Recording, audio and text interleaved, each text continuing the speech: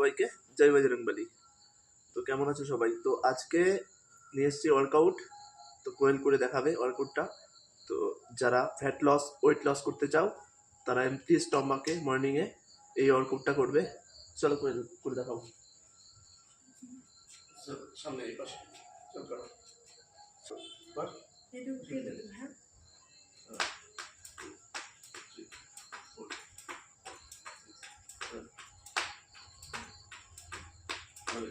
Twelve, 13, 14, 15, 16, 17, 18, 19, 20, 21, 22, 23, 24, 25, 26, 27, 28, 29, 30, 31, 32, 33, 34, 35।